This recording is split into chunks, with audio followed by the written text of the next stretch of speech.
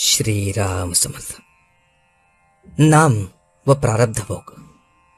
नामाचा संबंध प्रारब्धाशी कसा आहे असे पुष्कळ लोक विचारतात. हा प्रश्न एका दृष्टीने फार महत्वाचा आहे. बहुतेक लोक प्रारब्ध टळावे म्हणून नाम घेतात. देहाचे सुखदुःख हे माझेच सुखदुःख आहे, किंबहुना देह सुखी तर मी सुखी आणि देह दुःखी तर मी दुःखी, अशी सामान्य मनुष्याची अवस्था असते. बरे, प्रारब्धाचे भोग हे आजपर्यंत कुणालाही चुकले नाहीत.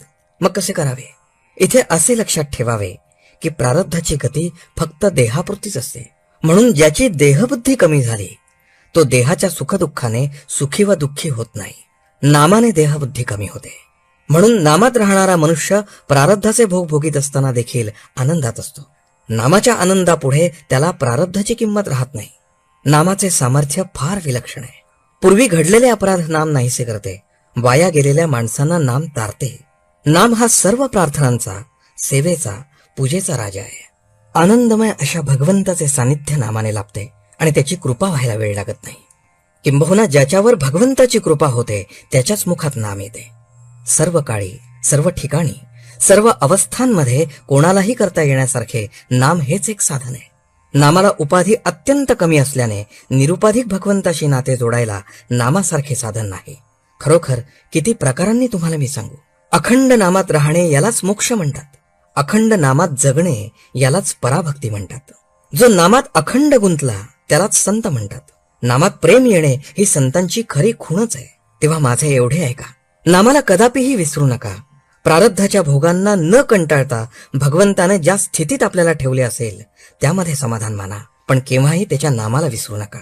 नामाने पापी माणसे पुण्यवान बनतात. देहबुद्धी कमी होणे हेच पुण्य होय आणि ते नामाने प्राप्त होते. नामाने कलीची सत्ता नाहीशी होते. वाईट किंवा विषयाच्या वासनेने बुद्धी भ्रष्ट करणे हेच कलीचे मुख्य लक्षण होय.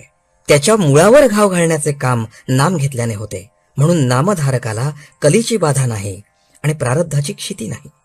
नामाने पुण्य शरीर बनते. ज्याच्या अंतरात नाम असते तिथे भगवंताला यावे लागल्याने त्याच्या शरीरात सत्वगुणाची वाढ होते आणि तो पुण्यवान बनतो. देह प्रारब्धावर टाकून आणि आपण त्याहून निराळे राहून जे होईल त्यात आनंद मानावा. भोग प्रारब्धाने येतात असे म्हणण्यापेक्षा ते भगवंताच्या इच्छेने येतात असे म्हटले की समाधान मिळेल. आजचे बोधवचन. भगवंताला स्मरून काम करीत असताना जे योग्य दिसेल ते त्याच्या इच्छेनेच आहे असे समजून काम करावे. जो असे करेल त्याला समाधान झालेच पाहिजे. जानकी जीवन स्मरण. जय जय राम.